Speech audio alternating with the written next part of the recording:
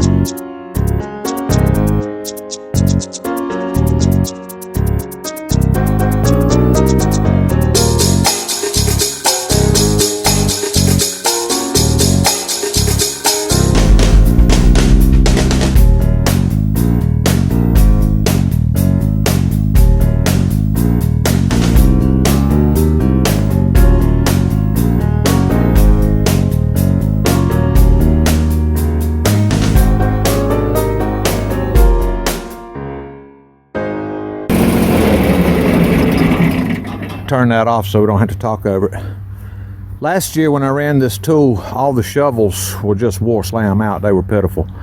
So I went and bought all new shovels and replaced those. And I knew this bearing was messed up, or one of these two bearings on this basket right here was messed up.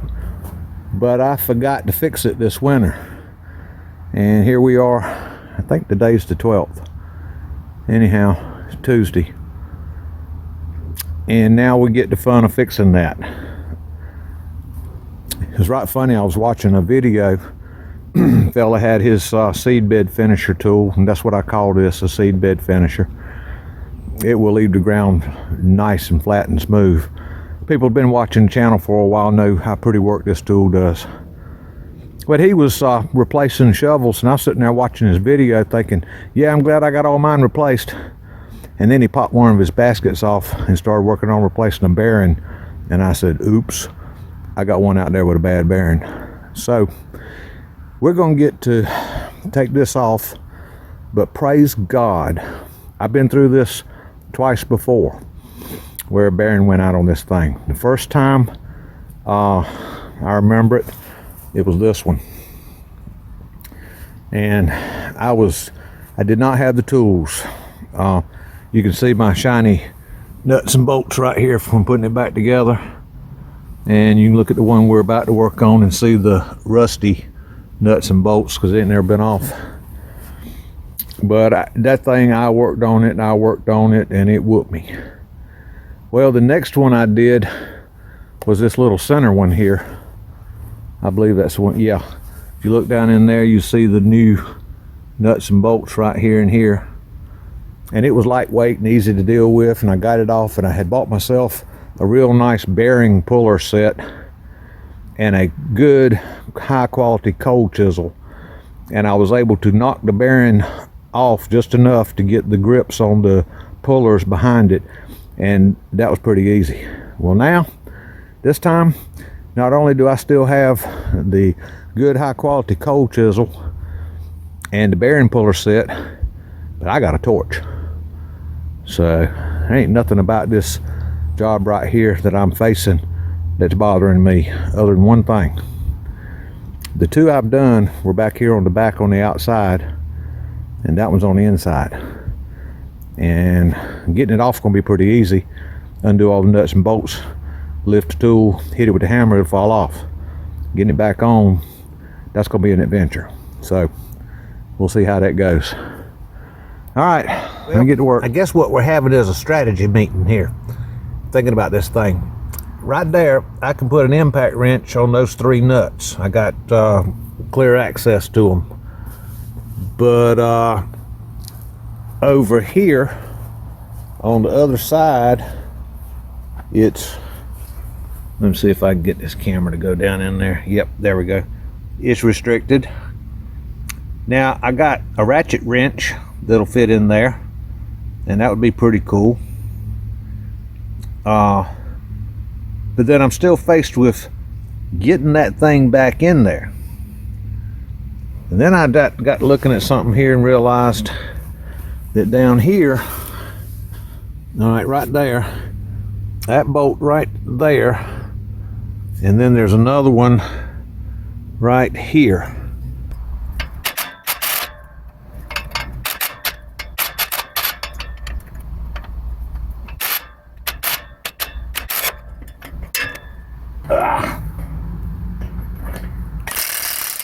There we go. All right. That one's gonna come out. There's still some tension on that one over there, but I can raise and lower and get it out. Let's see what all kind of pieces we got here.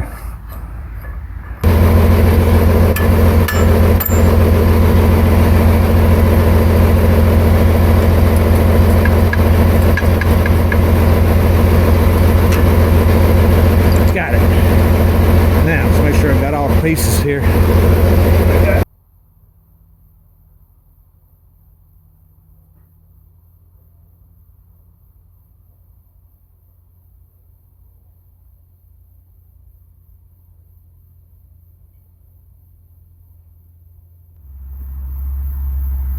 Well, this has kind of got the potential to be annoying.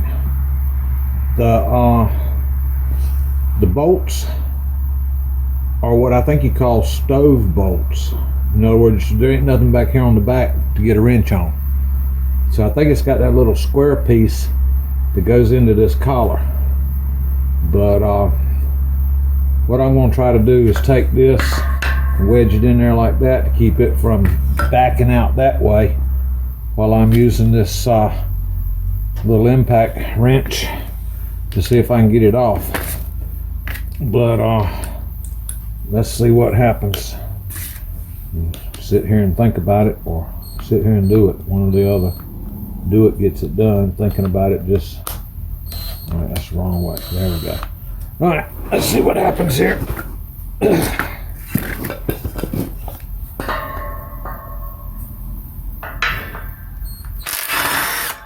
Well, that went sweet.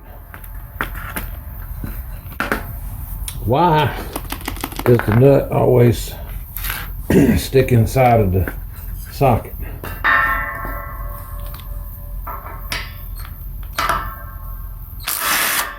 Alright. Come on out of there. There. Let me see if we can get away with that one more time. Alright, that back one right there. Cool. Hey, and that nut just kind of jumped out. That was sweet.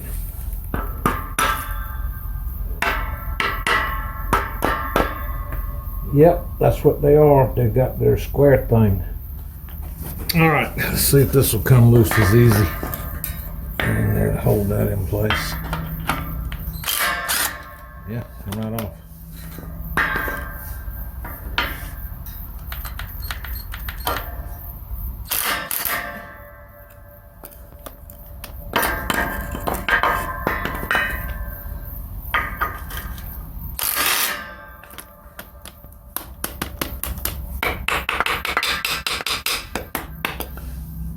Well, nut stuck in the socket.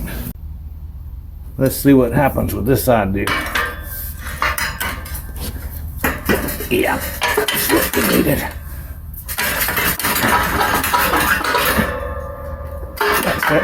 That separated it. Okay, with all the beating and banging and prying with the crowbar, I did get the ends out. But the problem is, I can't lift that thing to drag that out from under it. So what we're going to try now is chain hoist up like that and see if we can lift that enough to get the basket out from under it. So let's see what happens. I don't know where to put the camera. Maybe by about right there it ought to fall out. We'll give it a shot and see what happens.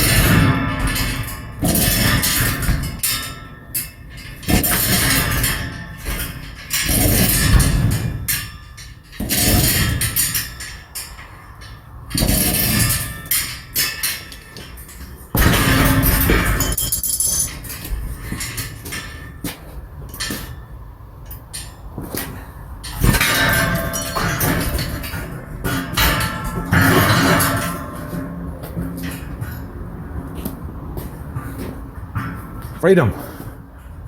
It's free. I got it out.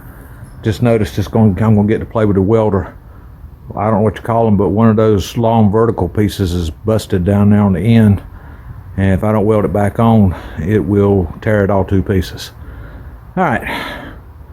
Well, folks, I'm tired. I put in a long day at the cigar shop, and I have not had dinner, and it's about 9:15 or 9:20 or something like that.